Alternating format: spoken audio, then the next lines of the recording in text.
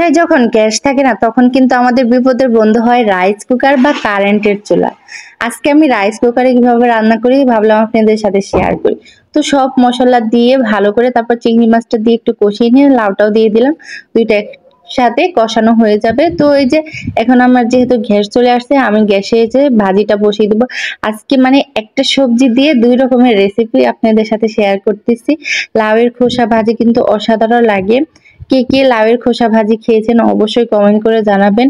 আলু দিয়েছি আমি ছোট ছোট করে কেটে, লাউয়ের খোসাটাও একবারে ছোট ছোট করে কেটে নিয়েছি চিকন চিকন করে। তো যতটুকু পেরেছি, কিন্তু এটা কিন্তু একদম চিকন করে কাটলে বেশি ভালো লাগে। তো এই যে একটু হলুদ, ধনে গুঁড়ো, একটু জিরে গুঁড়ো আর ফোড়নের জন্য আস্ত জিরে দিয়েছি, কাঁচামরিচ পেস্ট দিয়ে বসিয়ে দিয়েছি। আর এদিকে তরকারিটা আমার প্রায় হয়ে আসছে।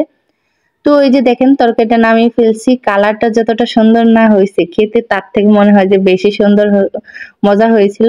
তো নিজের প্রশংসা নিজেই করতেছি। আর এই যে ভাজিটা কিন্তু আমি মানে একদম মাছটা কমিয়ে দিয়ে ধীরে ধীরে ভাজতেছি, কারণ এই ভাজিটা মানে তেল দিয়ে ভাজলে বেশি ভালো লাগে, পানি ছাড়া। মানে আঁচটা একটু কমিয়ে দিয়ে একটু একটু তেল দিয়ে ভাজবেন, দেখবেন খেতে ভালো লাগবে। আর এই দেখেন ফাইনাল আমার তরকারি আর ভাজিটার চেহারা কত সুন্দর হয়েছে, দেখতে যতটা সুন্দর হয়েছে খেতেও অসাধারণ।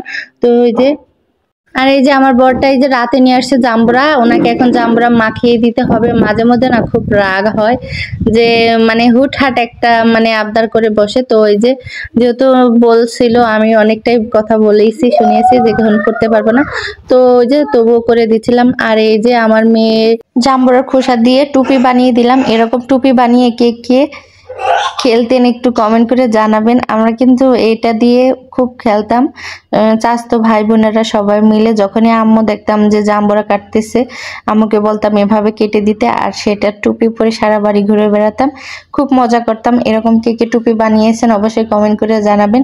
আর এই যে জাম্বুরা মাখা ভর্তা কিন্তু অনেক ভালো লাগে, মানে খেতে ভালো লাগে।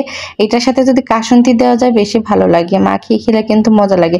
জাম্বুরাটা সাইজে ছোট হলেও কিন্তু মানে এতটাও ছোট না, দেখতে যেরকম সুন্দর লাল টকটকে, খেতে অসাধারণ ছিল। যেহেতু দেশি গাছের, মানে একদমই বাড়ির বাগানের না, বাড়ির গাছের, সেই জন্য অনেকটাই মজা লাগলো। আর অন্য জাম্বুরা কিন্তু একটু একটু তেতো লাগে, এই জাম্বুরাটা খুব মজা লাগলো। আর এই যে এখন আমি কাঁচামরিচ দিয়ে সামান্য একটা কাঁচামরিচ দিয়েছি, লবণ দিয়েছি, এতেই অনেক ঝাল।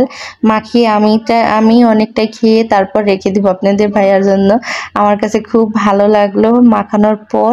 আর কাসুন্দি আবারও বলি, কাসুন্দি হলে বেশি মজা লাগে। কাসুন্দি একটু তেঁতুল, তারপর একটু চিনি দিয়ে ভালো করে শুকনো মরিচের গুঁড়ো, মানে শুকনো মরিচ ভেজে সেটা একটু দিলে অসাধারণ মজা লাগবে। তো এমনিতেও অনেক মজা লাগলো।